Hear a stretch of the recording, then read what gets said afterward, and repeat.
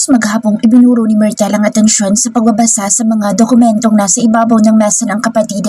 Nakapaskil ang urgent sa bawat folder kung kaya't nawalan siya ng time upang magsanti at mag-isip tungkol sa nakita sa townhouse ni Miguel. Lampas alas 5 na nang matapos niyang pag-aralan at pirmahan ang mga iyon kaya salungay-ngay ang katawang isinandalang ulo sa swivel chair. Bigla niyang naramdaman ng matinding pagod at halos antukin siya mula sa pagkakasandal sa upuan. Ma'am, may bisita po kayo. A certain Mr. Mondragon is here. Papapasukin ko po siya. Narinig niyang tura ng secretary ng kanyang kapatid mula sa intercom. Bigla siya nagmulat ng mata at kasunod dito ay ang pag-upo ng matuwid. Bigla siyang na-excite at nagkaroon ng energy. Hindi yata at narito ngayon si Miguel? Sure. After 1 minute please. Masaglanturan niya pagkatapos ay hinagilap ang pang-retouch sa kanyang bag. Nagpahid siya ng powder sa muka, ganun din ang pinahira ng konting lip tint ang mga labi niya. Sinuyod ng 5 beses ang buhok at nagwisik ng pabango sa katawan at maging sa paligid. Saktong maibalik niya sa kanyang bag ang mga gamit nang bumukas ang pinto at walang kasinsigla ang iniliang ngiti na pagbati sa binata. Ngunit agad siyang napatayo at bahagyang iniyuko ang ulo ng iluwa ng pinto ang bulto ng tatay ni Miguel. Good afternoon po. Halos mabulol siya sa pagbati dito dahil sa biglaang pagkataranta. Nice place. Sa halip ay tura ni Mr. Mondragon pagkatapos nitong ilibot ang paningin sa buong opisina. Thank you, sir. It's my brother's office. Saad niya at tumangutango ito. Please have a seat. Wika pa niya habang mabilis na pumunta sa harap ng table at hinila pa niya ng konti ang isang upuan na nakasteady sa harap ng desk. No thanks. I'm just here to invite you for dinner. I want to eat my favorite Filipino food and I want you to accompany me. Pahayag na matanda at napayakap siya sa sarili dahil sa pagkamangha. Sure, sir. It's my honor to accompany you for dinner. Kaagad niyang tugon dahil na-overwhelm siya sa biglaang pagdating nito at inimbitahan siyang kumain ng hapunan. Just a minute po. Kukunin ko lamang po ang aking gamit. Masiglang niyang turan at himalang umiti ito habang tumatango-tango sa paglilibot ng mata sa paligid. Pagdating nila sa resto ay nagbistulang barrio fiesta ang mesang nakalaan para sa kanila dahil samot-saring Filipino dish ang mga nakahain. Hindi makapaniwala si Myrtle na sa kabila ng pagiging banyaga ng tatay ni Miguel ay dinaig pa ang mga Pilipino sa pagiging fan sa mga pagkain Pinoy.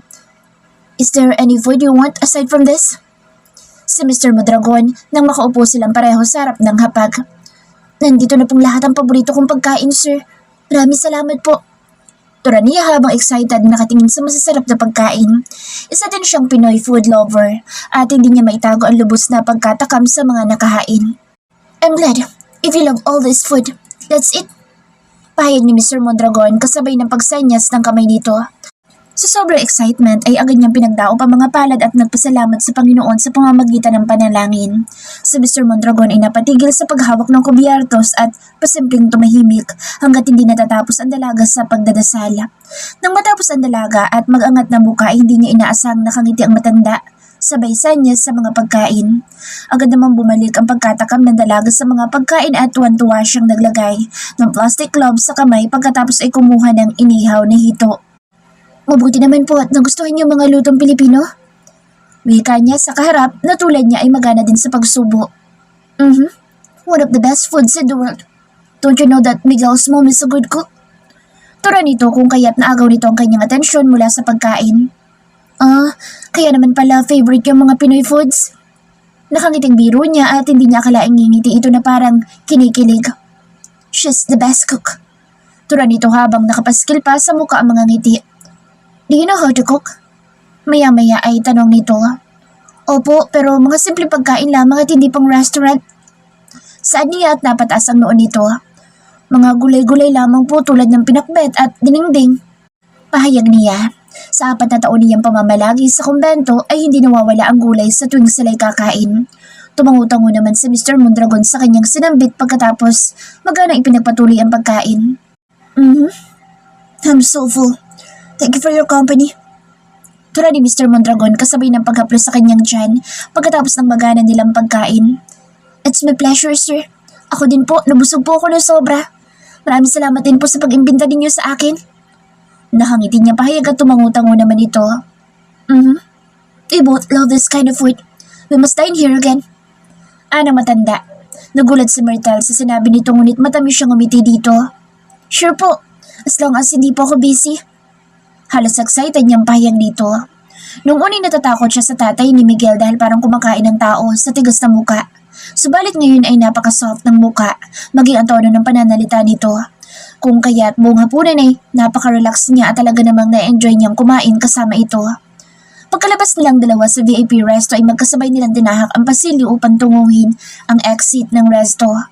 Nakangiti pa silang pareho sapagkat nagbiro ang matanda sa nakitang painting na nakasabit sa may wall. Maya-maya lamang ay biglang huminto ito sa paglalakad kung kaya tuminto din siya pagkatapos ay napatingin siya dito. Nakafocus ang mata nito sa kanilang harapan. Kung kaya't dahan-dahan siyang tumingin sa direksyon ng mga mata nito habang nasa mukha pa rin ang pagkakangiti. Subalit unti-unting nawala ang ngiti sa kanyang labi nang makitang papasok si Miguel sa isang VIP room ng resto kasama ang babaeng nagbukas sa kanya ng pintuan sa townhouse nito kaninang umaga. Saglit niyang nakalimutan ang mga pangyayari kaninang umaga dahil maghapon siyang nagtrabaho at sa presensya ng ama nito. Ngunit bigla ay parang may dumagaan sa kanyang dibdib at biglang sumikip ang kanyang paghinga.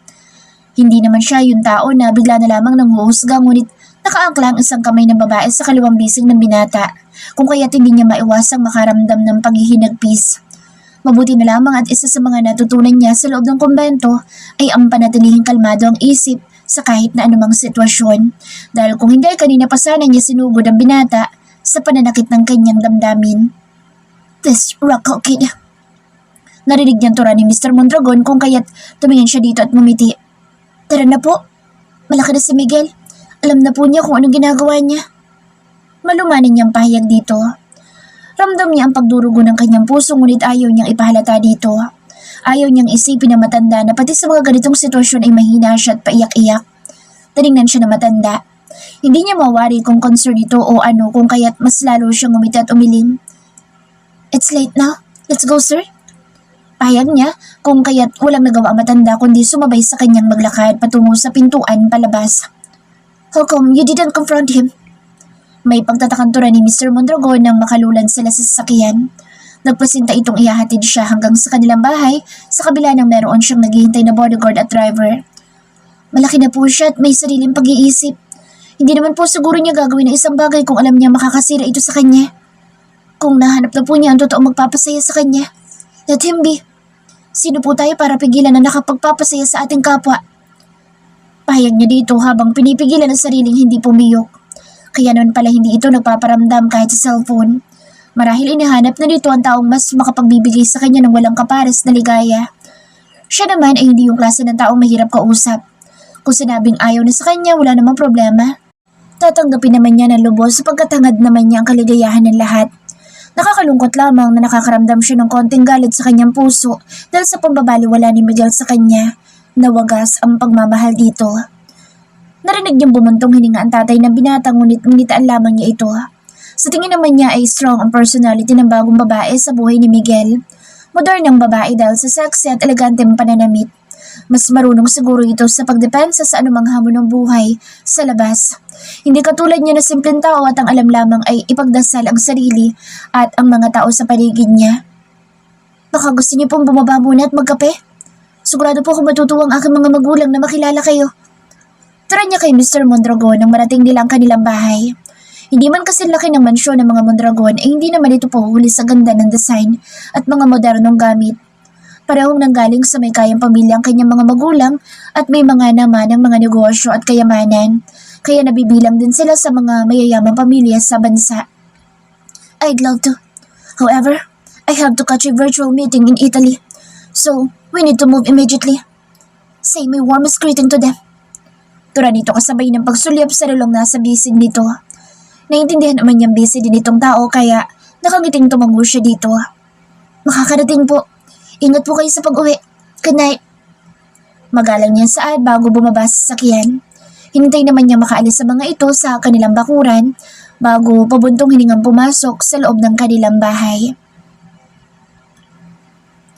Palabas na si Marco sa tinutuluyan niyang hotel sa pusod ng Milan, Italy mula sa dinuluhang isang linggong convention. Kanina lamang ito natapos ngunit agad siyang nagligpit ng gamit upang makauwi kaagad. Nag-aalala siya sa kapatid sapagkat iniwan niya dito ang lahat ng kanyang responsibilidad sa kumpanya. Although naniniwala naman siya sa kakayahan ni Myrtle, subalit masyado itong mabait Baka i-take advantage lang siya ng mga tusong empleyado ng DLS. Hila-hila niya ang kanyang maleta habang naglalakad sa lobby nang makasalubong niya si Laura. Nakita pa niya biglang nagliwanag ang mukha nito pagkakita sa kanya at hindi niya naiwasang ikunot ang noo.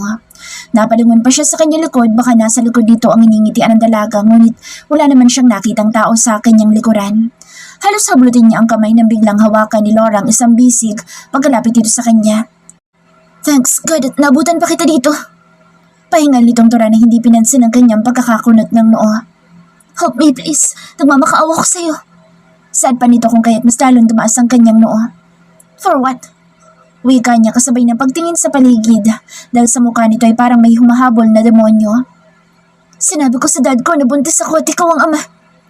Pahayag ni Laura at halos lungo ang kanyang mata sa pagkagulat. What?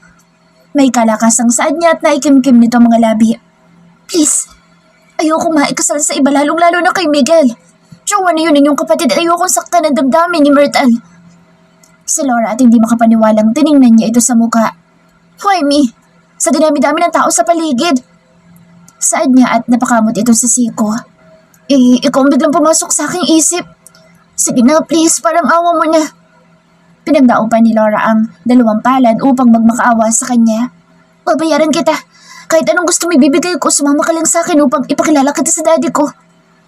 Hirit nito tumawa siya na may pagkasarkastiko. Ipapakilala mo lang ako sa daddy mo? Paano ko sasabihin niyang panagutan kita at pakasalan? Anong gagawin mo? Sarkastikong pahayag niya at sumandaling natigilan nito. Bahala na. Basta sumama ka sa akin ngayon at papakilala kitang ama na ipinagbubuntis ko. Si Laura na hinawakan ng kanyang kamay. Pagkatapos ay basta na lamang sila hinila palabas hanggang sa nakaparadang sasakyan. Pakikuha ng kanyang luggage. Utos ng dalaga sa mga naghihintay na bodyguards dito sa labas. Magpoprotesta pa sana siya ngunit agad na tumalima ang mga kasamang tauhan dito at halos patulak pa siyang pinasakay sa loob ng sakyan. This is kidnapping! Inis niyang turan dito. Sorry, kailangan ko lang ang participation mo. Si Laura kasabay ng ginawa nitong pagpisain. Sa inis niya ay gusto niyang daklutin ang mga daliri nito at pagtitirisin. Bakit alam ko nasan ako? Salip ay pasuplado niyang turan dito. Basta alam ko. Huwag ka muna magsusungit please. Dapat ipakita mo sa daddy ko na mahal mo ako.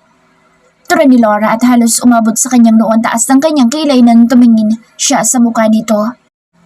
Paano siya maniniwala na nabuntis mo ako? Sad ang dalaga at nailing siya sa mga iniisip nito.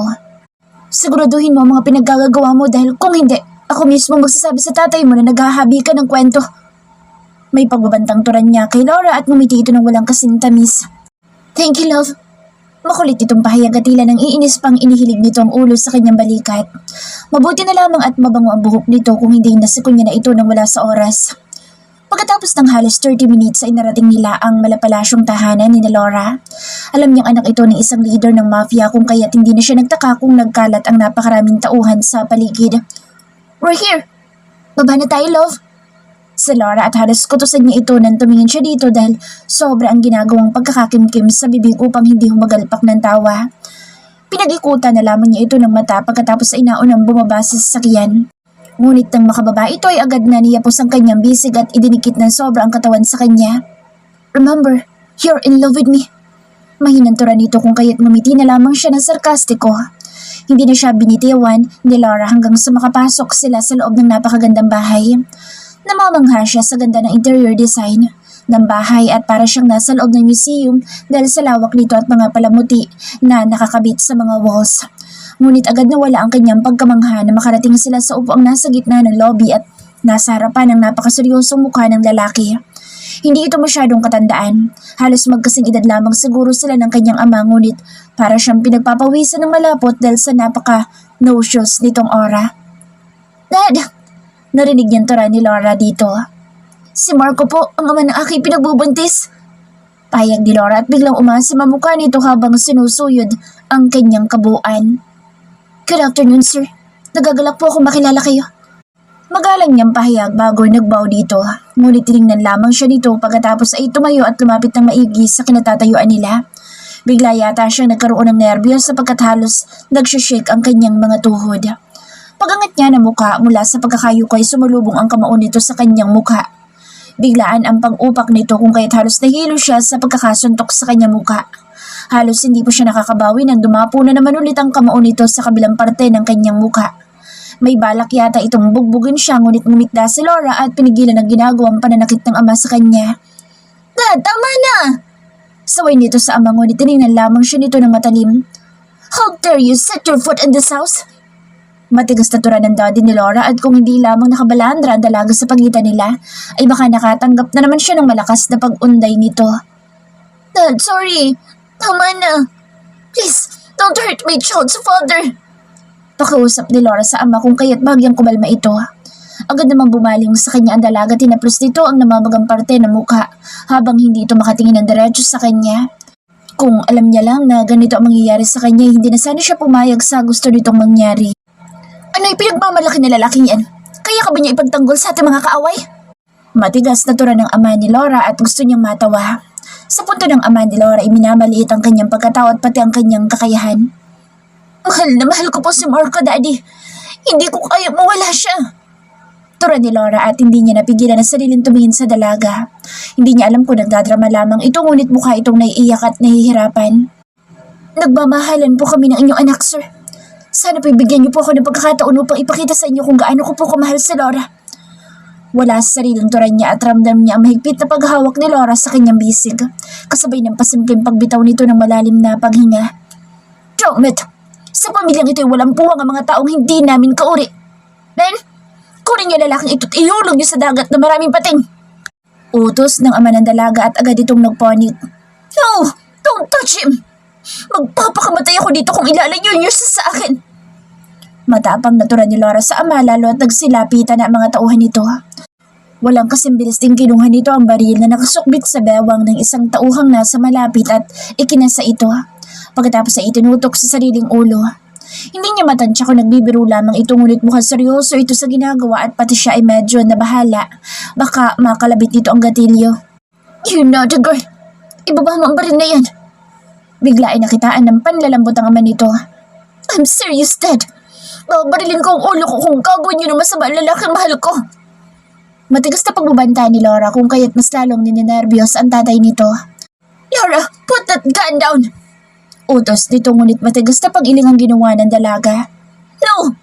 If you don't promise not to touch him! Saan niya at itinaas ng ama nito ang dalawang kamay. I won't touch him. Put that gun now! Pagbibigay nito ng assurance. If you cheat and aren't true to your word, I'll kill myself and you won't see me ever again. Tura ng dalaga at tumangutang ang kanyang ama na halatang natatakot sa patuloy na pagtutok ng baril sa ulo nito ng dalaga. Okay, ibaba mo na yung hawak mong baril at baka pumutok. I swear, walang gagalaw at mananakit sa kanya.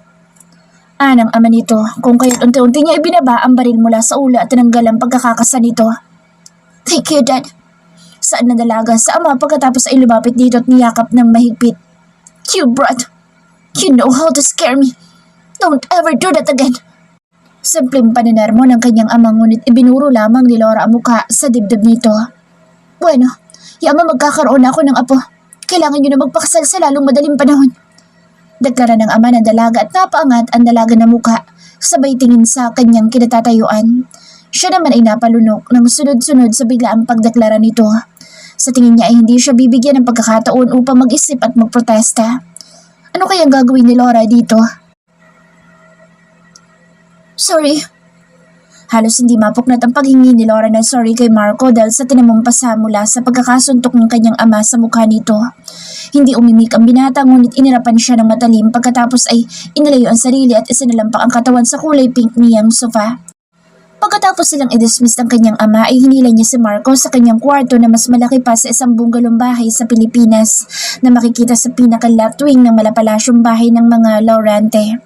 Humingi siya ng ice pack sa kanyang personal na kawaksi upang ilapad sa namamagang parte ng mukha ng binata. Agad naman tumalima ang kanyang maid at pagkaraan ng ilang sandali ay iniabot na nito sa kanya na nakabalot sa malinis na bimpo.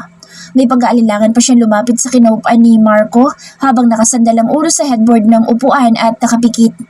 Dahan-dahan niya itong idinampi sa pasa ng binata ngunit halos mabitawan niya ang hawak na bimpo nang bigla itong magmulat. I-cold compress natin para hindi mangitim.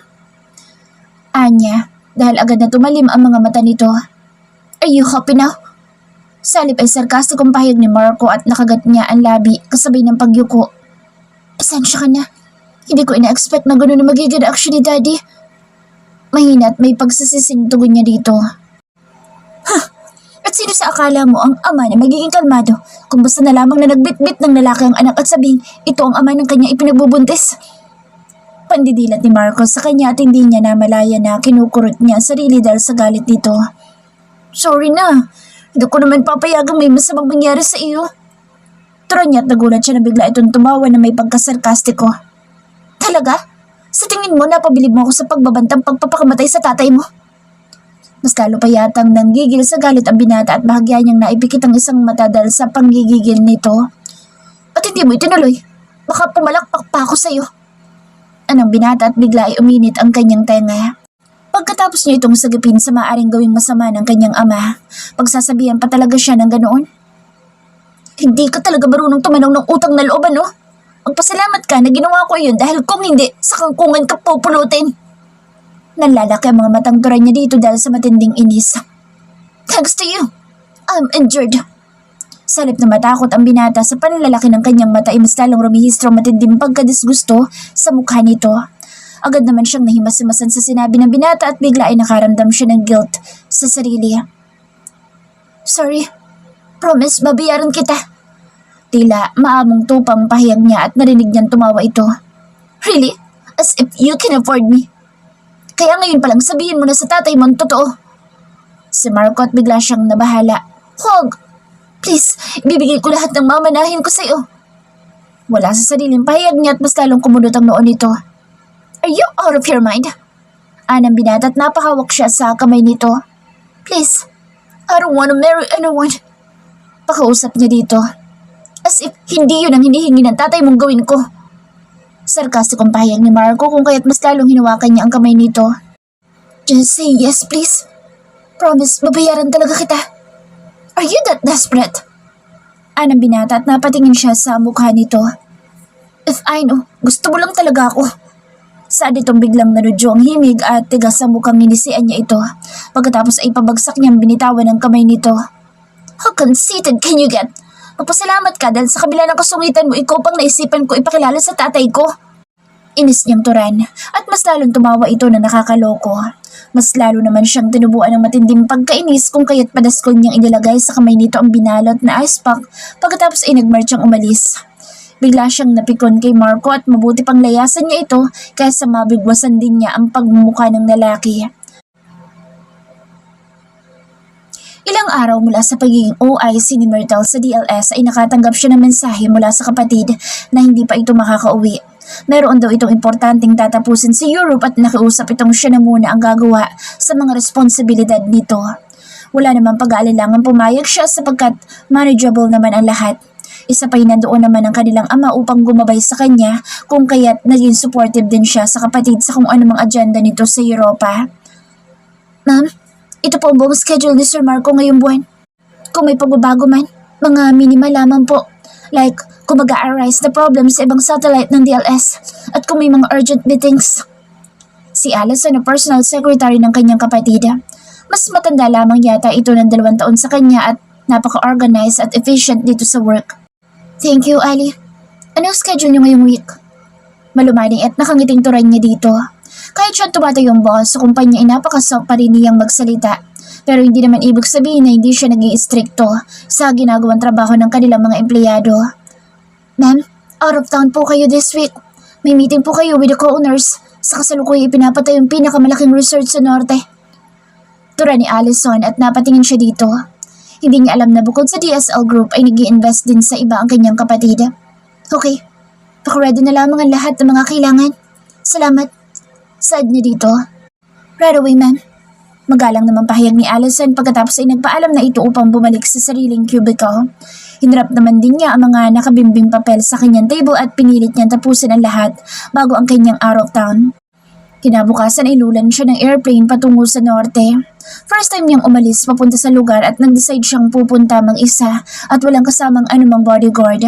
Ayon sa kanyang readings ay bukod sa maganda at malinis ang lugar, ay safe naman ang mga bumibisita doon, kung kaya't hanggang sa airport lamang ang kanyang mga bumubuntot sa kanyang security. Settled naman lahat pati ang sakyan niya papunta sa venue at inayos lahat ni Ali. Sinalubong agad siya ng medyo mainit na temperatura ngunit nasiyahan siya sa nalalanghap na presko at malinis na hangin. Kahit kailan wala pa talagang katulad ang pagbabakasyon sa mga probinsya. Nakaka-renew ng energy ang preskong hangin at mga magagandang tanawin. Agad naman niyang nakita ang susundo sa kanya papunta sa hotel, kung saan malapit sa pinapatayong resort. Mga higit kumulang 1 oras din ang tinakbo ng sakyan ngunit hindi naman siya nabagot dahil nag-enjoy siya sa mga nakikita niya sa paligid. Kapag tumingin kasi siya sa kanyang kanan ay nakikita niya ang bundok na may maraming puno. Na-appreciate niya ang lugar sapagkat sa kabila ang pagkakaingin sa iba't ibang mabundok na parte sa bansa ay napapanatiling luntian ang nakikita niyang bundok dito.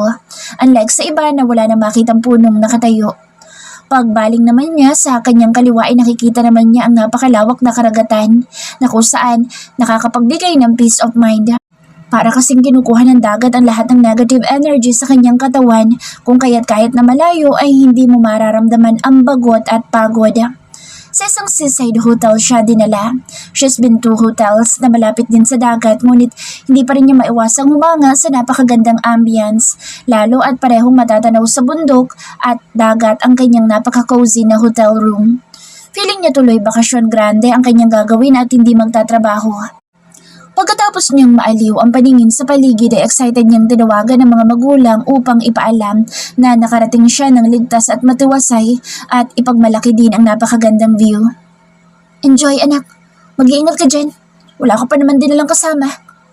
Anang kanyang ina. Thank you mommy, hindi na po kailangan. Mababait po ang mga tao dito. Confident niyang tugon at napangiti ang kanyang ina. Okay, magpahinga ka muna anak. Don't skip meals for dinner. Anang kanyang ina at tumangutango siya dito. Yes ma'am, sige po't magsishower muna ako. Medyo mainit dito kaya nalalagkit ang aking katawan. Love you mom. Paalam niya sa ina na sinang-ayuna naman ng kanyang ina. Hinintay niyang unang magbaba ng telepono ang kanyang mommy bago ipinatong sa side table ang cellphone at naghagilap ng pamalit sa dalang bag. Pagkatapos niya mag-shower ay ipinahinga niya ang katawan sa king size na bed. Sa VIP siya naka-room, kaya luxurious ang lahat ng nakikitang gamit.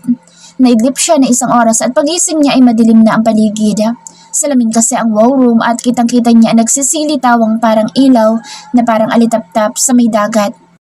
Hindi niya na ibalik ang hinawing kurtina kanina kaya kitang-kita niya ang ibang kakaibang ganda ng lugar kapag gabi. Mula sa kinahigaan ay pinagsawa muna niya ang mga mata sa nakaka-amaze na paligid. Mukhang hindi nagkamali ang kapatid at ang mga kasama nito na dito sa lugar na ito na piling magpatayo ng malaking resort. Nang magsawa sa kamamasid sa paligid ay nagbihis siya para sa dinner at parang nararamdaman na niya ang gutom kaya kailangan niyang kumain. Gusto pa niyang i-explore ang paligid kung kaya imbes na magpa-deliver ng pagkain sa room ay lumabas siya upang tumungo sa mess hall. Simpleng white long sleeve dress lamang ang kanyang isinuot na pinarasan ng simpleng sandal. Naglagay lamang siya ng konting powder sa mukha, konting lip tint sa mga labi at nag-spray ng favorite na pabango. Pinasadahan lang din ng konting suklay ang tuwid at hanggang balikat niyang buhok bago lumabas sa kwarto at tinungo ang mess hall. Mga ilang minuto lang din ang ginawa niyang paglalakad sa pasilyo ng hotel at nahanap na niya ang kinaroroonan ng mga pagkain. Mas lalo siyang nakaramdam ng pangangalam ng sikmura nang makita ang mga pagkain, seafoods at its finest. Myrtle? Halos kakaupo pa lamang niya sa napiling mesa sa may bandang nakikita ang dagat nang marinig niyang pamilyar na boses na tumawag sa kanya. Ginoong Hawkins! Nagulat man pagkakita sa kaibigan ng kapatid ay napangiti siya ng may excitement pagkakita dito. Bakit nandito ka? I mean, sino kasama mong nandito? Tila nagulat naman tanong nito ngunit hindi rin maikubli ang katuwaan sa muka pagkakita sa kanya. Ako lang pong mag-isa. Hindi pa dumarating si kuya kaya ako na muna umatid sa mga meetings niya. Masayang paliwanag niya at hindi makapaniwalang tumangu-tango ito. Kayo po, anong ginagawa niyo dito? Tanong niya dito habang nasa mukha pa rin ang pagkatuwa. Same. I mean, a-attend din ang meeting dito. tura ni Alkins at mas lalo siyang natuwa na pareho sila nang pinuntahan dito. May reservation kami sa VIP resto. Baka gusto mong doon ka na rin kumain? Saad ni Alkins sabay turo sa VIP room na napapalibutan lamang ng glass wall. Hindi mapuknat ang kanyang ngiti habang sinusundan ng tingin ang itinuro nitong direksyon. Ngunit unti-unting nawala ang kanyang pagkakangiti ng mapagsino kung sino ang mga naroroon. Dito na lamang po ako. Gusto kong nakatanaw sa dagat habang kumakain. Saad niyang pilit ngumiti nang ibalik ang mga mata kay Ginoong Alkins. Are you sure? Wika nito na halatang nag-aalala sa pagkawala ng kanyang ngiti. Ngunit tinanguan lamang niya ito. I'm okay. Saan niya pagkatapos ay ngumiti dito?